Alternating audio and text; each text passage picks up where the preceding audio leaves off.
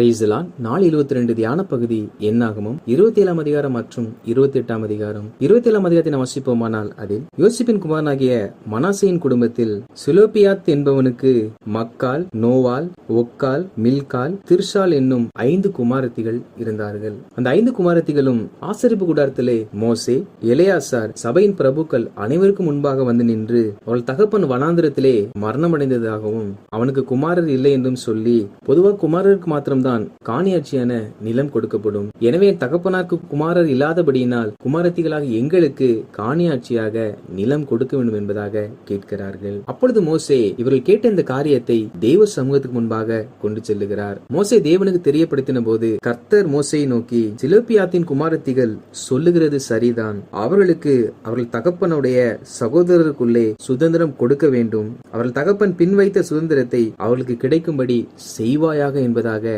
கட்டளையிடுகிறார். அதாவது இவர்கள் வைத்த அந்த வழக்கை அவள் சொல்லுகிறது சரி என்பதாக தேவன் ஏற்றுக்கொண்டார். தேவன் என்பவர் மனிதனை கட்டாயப்படுத்தி தன் வழிக்கு வரச் செய்கிறவர்கள் அல்ல. அவர்கள் தங்கள் மன விருப்பத்தை சொல்லும் பொழுதும் அதில் இருக்கிற சரியான காரியங்களை கர்த்தர் பாராட்டி அது சரி என்று அதையும் அவர் கேட்டு செய்கிற தேவனாய் இருக்கிறார். இந்த வழக்கிற்கு தேவன் கொடுத்த தீர்ப்பு என்னவென்றால், தகப்பன் சொத்தில் பெண் பிள்ளைகளுக்கும் உரிமை உண்டு என்பதே. எனவே தகப்பன் சொத்தில் பெண் பிள்ளைகளுக்கும் பங்கு கொடுக்க வேண்டும் என்பது தேவனுடைய தீர்ப்பாகும். மேலும் இதில் கர்த்தருடைய ஞானத்தை நாம் பார்ப்போம் என்றால், ஒருவனுக்கு குமாரன் இல்லாதிருந்தால் தகப்பனுடைய ஆசீர்வாதங்களை அந்த குமாரத்தியில் கருத்தில் கொடுக்க வேண்டுமாம். அப்படி அவனுக்கு குமாரத்தையும் இல்லாதிருந்தால் அந்த ஆசீர்வாதத்தை அவனுடைய உடன் பிறந்த சகோதரனுக்கு கொடுக்க வேண்டுமாம். அவனுக்கு சகோதரனும் இல்லாதிருந்தால் அவன் தகப்பனுடைய சகோதரருக்கு கொடுக்க வேண்டுமாம். அப்படி அவனுக்கு தகப்பனுடைய சகோதரனும் இல்லாதிருந்தால் அவன் உறவினர்களில் யாராவது ஒருவனுக்கு அந்த ஆசீர்வாதத்தை அந்த சுதந்திரத்தை கொடுக்க வேண்டுமாம்.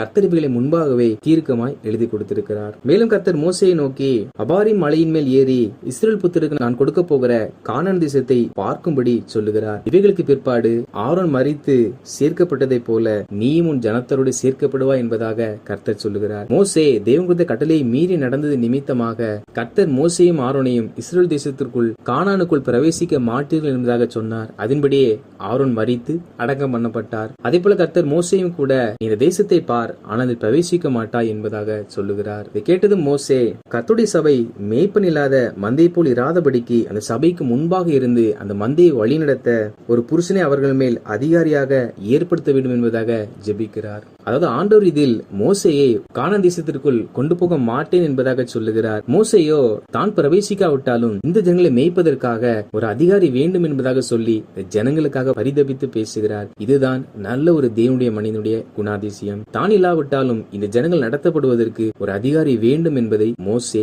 கர்த்தரிடத்தில் விண்ணப்பமாய் தெரியப்படுத்துகிறார். அப்பொழுது கர்த்தர் ஆவியை பெற்றிருக்கிற யோசுவா என்னும் நூனின் குமாரனை நான் தெரிந்து கொண்டேன் என்பதாக கர்த்தர் சொல்லுகிறார்.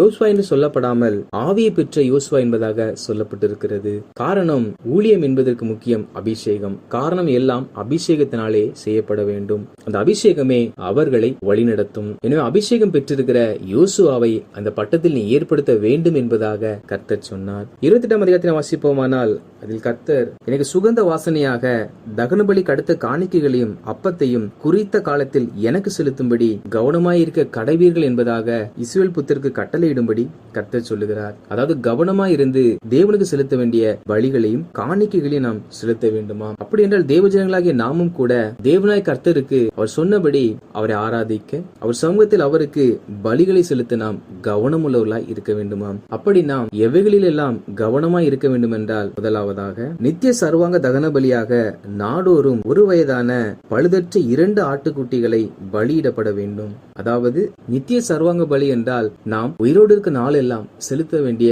ஒரு தகன பலியாகும். இந்த தகன பலியை நாம் நாள்தோறும் செலுத்த வேண்டுமாம். அதுவும் காலையில் ஒன்றும் மாலையில் ஒன்றும் செலுத்தப்பட வேண்டுமாம். இது எதை காண்பிக்கிறது என்றால், நாம் அனுதினமும் காலையிலும் இரவு நேரத்திலும் தேவ சமூகத்தில் போய் தேவனை ஆராதிக்கிறவர்களாய் காணப்பட வேண்டும். இவைகள் நித்திய கட்டளை. அதாவது நம்முடைய மரண பரியந்தம் நாம் ஒவ்வொரு நாளும் இடைவிடாமல் இரவும் பகலும் தேவனை ஆராதிக்கிறவர்களாக காணப்பட வேண்டும். இரண்டாவதாக கார்படி திராட்சை ரசம் ஒரு ஆட்டுக்குட்டிக்கு அடுத்த பானபலி.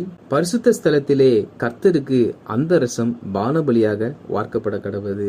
பரிசுத்த ஸ்தலத்திலே கர்த்தருக்கு பானபலியாக வார்க்கப்பட வேண்டிய இன்னொரு பலி குறித்து சொல்லப்பட்டிருக்கிறது. இவைகள் எதற்கு அடையாளமா இருக்கிறது என்றால் சபையில் நடைபெறுகிற உபவாசத்தை காண்பிக்கிறது. காரணம் என்னவென்றால் திராட்சை ரசம் என்பது உபவாசம் இருக்கும் நாட்களிலே இஸ்ரவேல் ஜனங்கள் பகிருவார்கள். அநேக ஊழியக்காரர்களும் கூட உபவாசம் இருக்கிற நாட்களில் தான் பழச்சாறுகளை பானம் பண்ணுவார்கள். எனவே இவைகள் உபவாச ஜெபத்தை காண்பிக்கிறது.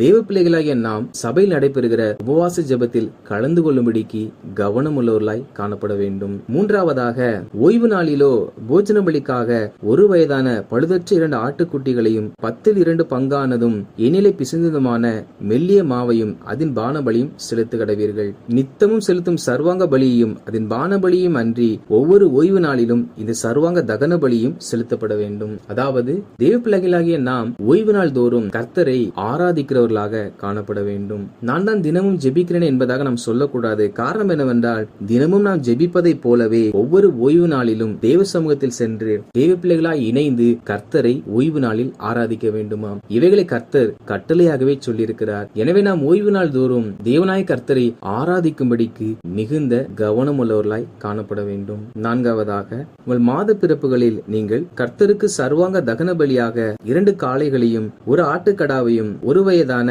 பழுதற்ற 7 ஆட்டுக்குட்டிகளையும் செலுத்த கடவீர்கள். அதாவது ஒவ்வொரு மாதத்தினுடைய முதல் நாளும் நாம் பலி செலுத்த வேண்டுமாம். நம்முடைய சபையில் ஒவ்வொரு மாதத்தின் முதல் நாளும் வாக்குத்தத்த ஆராதனை நடைபெறும். கர்த்தருடைய பிள்ளைகளாகிய நாம் ஒவ்வொரு மாதத்தினுடைய முதல் நாள் அந்த மாதம் பிறக்கிற அந்த நாளில் தேவனுடைய சமூகத்தில் நாம் காத்திருந்து தேவனை ஆராதித்து அவர் தருகிற ஆசீர்வாதங்களை பெற்றுக் கொள்கிறவர்களாய் காணப்பட வேண்டும். எனவே நாம் சபையில் நடைபெறுகிற ஒவ்வொரு வாக்குத்தத்த ஆராதனையிலும் கலந்து கொள்ளும்படிக்கு கவனமாய் இருக்க வேண்டும். ஐந்தாவதாக முதலாம் மாதம் 14ஆம் தேதி கர்த்தருக்குரிய பஸ்கா. முதலாம் மாதத்தில் 14ஆம் தேதியிலே பஸ்காவை ஆசரிக்கும்படி ஆண்டவராகிய கர்த்தர் ஜனங்களுக்கு கட்டளையிடுகிறார். பஸ்கா என்பது எதை காண்பிக்கிறது என்றால் நம் சபையில் நடத்தப்படுகிற திருவிருந்தை காண்பிக்கிறது. பஸ்கா பண்டிகையில் பலி செலுத்தி அதன் இரத்தத்தை எடுத்து அதை தங்கள் நிலைக்கால்களில் பூசி பலியிடப்பட்டதை சமைத்து புசிப்பார்கள். அதே போல திருவிருந்தில் நாம் ஆண்டவராகிய இயேசு கிறிஸ்துவின் இரத்தத்தை நினைவு கூர்ந்து திராட்சை ரசத்தையும் அவருடைய சரீரத்தை நினைவு கூர்ந்து அப்பத்தையும் புசிக்கிறோம். எனவே தேவ பிள்ளைகளாகிய நாம் பரிசுத்த பந்தி ஆசரிக்கும்படி கவனமாய் இருக்க வேண்டும். ஒரு நாள் நாம் திருவிருந்தில் கலந்து கொள்ளாமல் இருக்கக்கூடாது. ஆறாவதாக அந்த மாதம் 15ஆம் தேதி பண்டிகை நாள் 7 நாளளவும் புளிப்பில்லாத அப்பம் புசிக்க வேண்டும். இதில் 7 நாளளவும் புளிப்பில்லாத அப்பங்களை புசிக்க வேண்டும் என்று சொல்லுகிறார். இந்த பண்டிகை நாட்களில் அவர்கள் என்ன செய்வார்கள் என்றால் உங்கள் பாவ நிவர்த்திக்கென்று பாவ நிவாரண பலியாக ஒரு வெள்ளாட்டு கடாவையும் செலுத்த கடவீர்கள். இந்த 7 நாட்களும் அவர்கள் புளிப்பில்லாத அப்பத்தை புசித்து தங்கள் பாவம் நிவர்த்தி செய்யப்படும்படிக்காக பலிகளை செலுத்துவார்களாம். இவைகள் தேவ பிள்ளைகளாக நாம் ஆசரிக்கிற புனித வெள்ளியும் உயிர்த்தெழுதல் நாளையும் அதற்கு முன்பாக நாம் இருக்கக்கூடிய உபவாச நாட்களையும் காண்பிக்கிறது. இந்த நாட்களில் தேவ பிள்ளைகளாகிய நாம் தேவன் நமக்காக மரித்தவர்களை அதிகமாக நினைவு கூர்ந்து அந்த நாட்களில் நம்மை நாம் மறுரூபமாக்கிக் கொள்ள அதிகமான முயற்சிகளை ஏறெடுப்போம். அதை சிலர் பாரம்பரியம் என்றும் தவறு என்று சொன்னாலும் நாம் அந்த நாட்களில் நம்மை சுத்திகரித்துக் கொள்வதற்காக தான் உபவாச நாட்களை நியமிக்கிறோம். தேவன் நமக்காக மரித்ததை அறிந்து கொள்ள வேண்டும் என்று அந்த நாட்களை விசேஷித்து அதிகமாய் நாம் அவைகளை தியானிக்கிறோம். அது ஒரு நாளும் தவறு அல்ல. நாம் அவைகளில் தவறான சடங்காச்சாரங்களை செய்வோம் என்றால் அதுதான் தவறே அல்லாமல் நாம் எந்த ஒரு நாட்களை விசேஷ நாட்களாக நியமித்து அந்த நாளில் தேவனுடைய வேத வசனத்தை ஆராய்வதும் கர்த்தரை ஆராதிப்பதும் ஒரு நாளும் தவறு அல்ல. எனவே தேவ பிள்ளைகளாகிய நாம் புனித வெள்ளி உயிர்த்தெழுதல் நாள் அதற்கு முன்பாக நியமிக்கப்படுகிற அந்த உபவாச நாளில் நாம் கலந்து கொள்ளும்படி கவனமாய் இருக்க வேண்டும். ஏழாவதாக 7ஆம் நாளில் பரிசுத்த சபை கூடுதல் இருக்க வேண்டும். இது சாதாரண யாதொரு வேலையும் செய்யலாகாது. அந்த வாரங்களுக்கு பின்பு நீங்கள் கர்த்தருக்கு புதிய போஜன பலியாக முதற்கனிகளை செலுத்தும் பண்டிகை நாளிலும் பரிசுத்த சபை கூடுதல் இருக்க வேண்டும். இங்கே ஒரு பண்டிகை சொல்லப்படுகிறது. இவைகள் ஜனங்கள் தங்கள் கையின் பிரயாசத்திலிருந்து செலுத்தப்படுகிற காணிக்கை எல்லாவற்றையும் வைத்து இந்த பண்டிகை கொண்டாடப்படுகிறதாம். இது எதற்கு அடையாளமாய் இருக்கிறது என்றால் நம்முடைய சபைகளில் பெரும்பாலும் வருடத்திற்கு ஒருமுறையாவது அன்பின் விருந்து என்று சொல்லி ஆராதனை முடிந்த பிற்பாடு எல்லாரும் சபையிலிருந்து உணவருந்தி ஒருவரை ஒருவர் வாழ்த்து செல்லுவோம். இப்படி சபையில் ஒரு மனதாய் கூட்டி நடத்தப்படுகிற எல்லா கூடுகைகளிலும் நாம் கலந்து கொள்ளும்படி கவனமாய் இருக்க வேண்டும். வாசித்த இந்த அதிகாரியின்படி கர்த்தருடைய ஜனங்களாகிய நாம் தேவன் கொடுத்த தீர்ப்பின்படியே பெண் பிள்ளைகளுக்கும் சொத்தில் சரிபாதி பங்கு கொடுக்கிறவர்களாய் இருந்து யோசுவாவை போல விசேஷித்த ஆவி உள்ளவர்களாய் பரிசுத்த ஆவியினால் நடத்தப்பட்டு அனுதினமும் இரவும் பகலும் ஜெபித்து சபையில் வைக்கப்படுகிற உபவாச ஜெபத்தில் கலந்து கொண்டு கொண்டு ஓய்வு நாள் தோறும் சபைக்கு சென்று கர்த்தரை ஆராதித்து ஒவ்வொரு மாதத்தினுடைய முதல் நாளிலும் வாக்குத்தத்த ஆராதனையில் கலந்து கொண்டு பரிசுத்த பந்திக்கு பரிசுத்தத்தோட கலந்து கொண்டு புனித வெள்ளி போன்ற நாட்களில் கர்த்தர் நமக்காக மரித்ததை நினைவு கூர்ந்து சபையில் வைக்கப்படுகிற அன்பின் விருந்துகளில் கலந்து கொண்டு சபையோடு இணைக்கப்பட்டவர்களாய் வாழ்வோம். அப்பொழுது கர்த்தர் நம் தேவ சமூகத்துக்கு செல்வதன் நிமித்தமாக நம்மை, நம் குடும்பத்தையும், நம் சபையும் ஆசீர்வதித்து விருத்தியடைய செய்வார். ஆமேன்.